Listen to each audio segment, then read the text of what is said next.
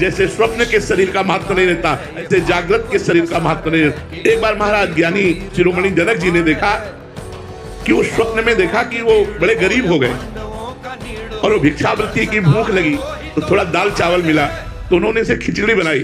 वो खिचड़ी अभी पक भी नहीं पाई थी कि दो सांड लड़ते हुए आए और पूरी खिचड़ी फैल गई। उन्होंने कहा अब क्या होगा। इतने में आंख खुली तो देखा राजमहल में। उन्होंने कहा यह सत्य की वो सत्य। राजमहल में पलंग पर सोया हुआ स्थूल शरीर इतने सुखपूर्वक, वो अभी जो भूखा जनक भिक्षा मांग करके खिचड़ी पका रहा था, वो सत्य या यह सत्य।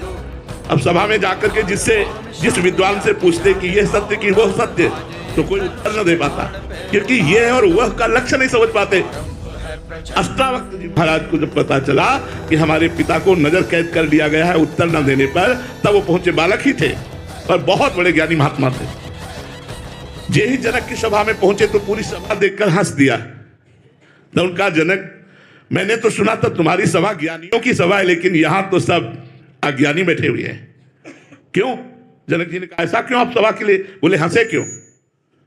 तो सबने कारण बताया कि आप 8 जगह से टेढ़े हैं, अष्टवक्र हैं, चलने में 8 जगह, इसलिए हंसी आ गई। तो बोले चमड़ी को देखना, मांस को देखना, हड्डी को देखना, ये ज्ञानियों का लक्षण नहीं है, या ज्ञानियों का ही लक्षण है, इसलिए तुम्हारी सभा में कोई भी ज्ञानी नहीं। बोल जनक तुम्हारा प्रश्न क्या है? उन्होंने कहा यह सत्य की वह सत्य। उन्होंने कहा ना यह सत्य ना वो सत्य।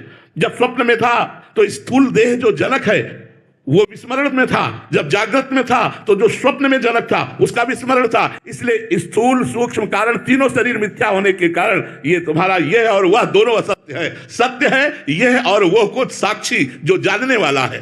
तो इसलिए इस शरीर का स्वाप्निक भाव तभी हमारे समझ में आएगा जब हम नाम जप करके गुरुदेव की कृपा से ज्ञान को प्राप्त होंगे।